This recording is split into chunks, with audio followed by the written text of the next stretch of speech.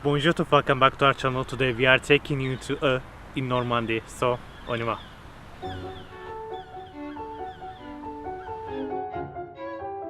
Today we're still in U, but this time we're going to visit the former royal residence of Louis-Philippe, the last king of the French. If you are interested in seeing the town itself, our previous episode explores its local monuments and dives into its history as well as its connection to Ireland. As for Louis-Philippe, we have created a playlist with videos dedicated to him, his role in Versailles, and even his final resting place. We have linked it in the pinned comment of this video, and highly recommend you to check it out. Now back to the Château. Looking at it today, you'd never guess that in the 10th century, in its place, stood a fortress. In fact, it was first mentioned in the year 925 by the clerk Flodoard. According to tradition, Roland, the founder of the Duchy of Normandy, was associated with the fortress around this time, though the precise circumstances of his role remain uncertain. According to tradition, Guillaume le Conquérant married Mathilde de Flandre at this castle around the year 1050. Speaking of Guillaume and Mathilde, we have done an episode on Caen last year, and we explored both of their abbeys as well as the main medieval chateau. It is an incredible city, so we have added the link to that episode into the pinned comment if you fancy having a look. In 1193, King Philippe Auguste seized the fortress, while Richard Coeur de Lion was imprisoned by Emperor Henri VI. In 1475, King Louis XI learned that Comte Du had promised to surrender the castle to Edward IV, King of England. Louis XI ordered the complete destruction of the fortress to prevent it from falling into English hands. And that's why we have nothing left here from that period. However, between 1578 and 1583, Henri de Lorraine, Duc de Guise, began construction of the current chateau. His wife Catherine de Clèves, Comtesse du, participated in this building project. They planned a U-shaped architectural design, but only 1 wing and a half of the central loggia were completed. The building we see today is in the typical style of Louis XIII architecture. But why Louis XIII, you may ask?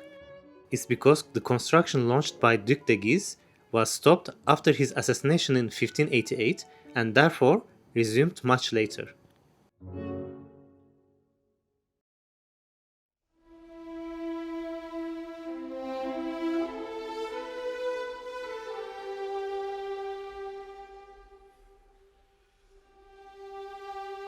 Fast forward to 1660, and the cousin of Louis XIV, Anne-Marie-Louise d'Orléans, Duchesse de Montpensier, also known as La Grande Mademoiselle, purchased the Comte Paris du.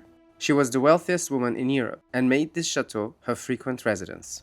Following her participation in La Fronde against Louis XIV, where she basically made the cannons of the Bastille fire against the royal forces in the name of her father and in support of the Prince de Condé, whom she wished to marry, she spent part of her exile at the Château from the year 1661 onwards. The exile turned political during the 1670s and made Château a refuge where she could exercise the patronage and cultural authority denied to her at court. She undertook vast embellishment works in the chateau and its grounds, including the creation of Le Jardin à la Française with its incredible retaining walls. In the park, she built a small chateau that became a menagerie and also constructed a pavilion, serving as a belvedere overlooking the river and surrounding countryside. At that time, the trees were shorter, and from this belvedere, one could see the sea in the distance. La Grande Mademoiselle herself stated, La situation en est très belle, on voit la mer de tous les appartements. Her rich collection of portraits became one of the most profound contributions to the chateau. This collection would later form the principal element of decorative wall of the Galerie des Guises, which we will see in a moment. At 43 years old, she fell in love with Monsieur de Lauzun, a courtier without fortune who got Louis XIV to imprison him to prevent their marriage. To secure his release, La Grande Mademoiselle renounced her rights to the Comte du. They married in secret. Contemporaries believe this occurred in 1671 or 1672, though no written proof of their marriage survives. From 1684, Lauzun came to the Château only to leave quickly, avoiding being alone with her. La Grande Mademoiselle died in Paris in 1693 at the age of 65, refusing to see Lauzun one last time. Her monogram is present throughout the Château and can still be seen today. In 1693, the domain passed to Louis-Auguste de Bourbon, Duc du Maine. It then passed to Louis-Charles de Bourbon, Comte du, who died without descendants in 1775. The chateau was inherited by their cousin Louis-Jean-Marie de Bourbon, Duc de Penthièvre. He was the grandfather of Louis-Philippe and owned the chateau until the Revolution.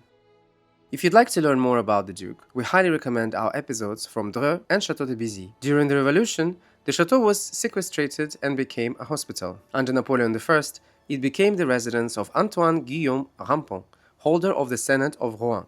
In 1814, during the Première Restauration, the domains were returned to La Duchesse d'Orléans, Marie-Adélaïde de Bourbon-Penthièvre, who died in 1821, leaving the property to her son, Louis-Philippe d'Orléans, the future king of the French. He began modernization of the building under the direction of the architect Pierre-Léonard Fontaine, who regularized the facade and doubled the width of the chateau, measuring more than 90 meters in length. From 1830, the royal family regularly stayed at the chateau. The porcelain here was produced mainly by the Atelier of Paris and Sèvres.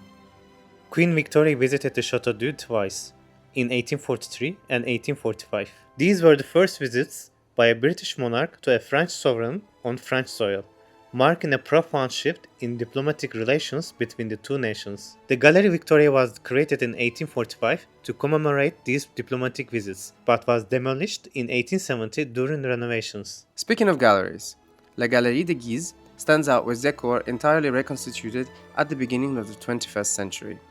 It houses 46 portraits of figures linked to the chateau's history and was inaugurated in 2014 after extensive restoration works. The collection includes members of the Maison de Guise, French sovereigns like Henri II and Louis XIII, and famous men and women from the 17th century. In the 1950s, a Scottish chatelain bought a collection of paintings from the chateau. These paintings were repurchased by the city of U in the year 2000 and were returned to their original location. After the fall of Louis-Philippe in 1848, the Orléans family went into exile to England. The government ordered the dispersion of the mobilier of the chateau during the Second Republic, and during the Second Empire, the chateau was placed under the state control between 1852 and 1870. Empty and surveyed by an intendant, it remained vacant during this period. In 1872, the Chateau was restituted to the Comte de Paris, the grandson of Louis-Philippe. Between 1874 and 1879, the Comte undertook extensive works with the architect Eugène Viollet-le-Duc. The building was equipped with modern lighting and central heating, while the bathrooms were truly modern for the times. Viollet-le-Duc left his mark in many parts of this chateau, including the aquatic decor of the bathroom tiles, the stained glass on the ground floor facing the garden, and general decorative ornaments inspired by vegetation and rich colors. This was the architect's final project before his death in September 1879, leaving the completion of works to Paul Bourgeois. In 1886, a new law of exile forced the Comte de Paris to leave France again to England, where he died in 1894. On November 11, 1902, a major fire ravaged the essential part of the south wing of the chateau. Only the walls remained, while the north wing was miraculously spared.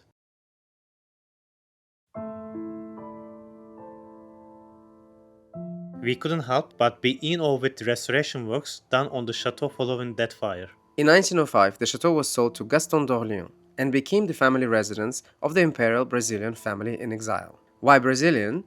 Because Gaston was married to Isabelle de Bragança, the Princess of Brazil, to the Brazilian imperial throne. It was Isabelle who, on 13th of May 1888, acting as regent for Pedro II, signed the Lei Horaire, which abolished slavery in Brazil. She died at the chateau in 1921, far from her beloved Brazil, with Gaston dying a year later. Their eldest son, Pedro de Alcantara, continued restoration works until his death in 1940. During the Second World War, the Nazis occupied the domain, and after the war in 1954, it was put up for sale. A decade later, the city of U acquired the domain, with the local town hall moving into the south wing in 1973. The Musée Louis-Philippe was created in the remaining part of the building. I just realized the exterior part of the chateau reminds me of Fontainebleau. Literally, interior looks like Blois, exterior looks like Fontainebleau, but I think at the end, even though it's a small chateau, it was wow. I really like this chateau. I can easily say that this is one of my favorites after Versailles. I think he particularly likes it because it's all gold. Give Sinan any room with gold in it, he will love it. Any room with gold. He just loves gold. So thank you so much for joining us. We hope you enjoyed this episode as much as we enjoyed making it. Let us know in the comments below. Don't forget to like, share and subscribe. And until the next one, au revoir.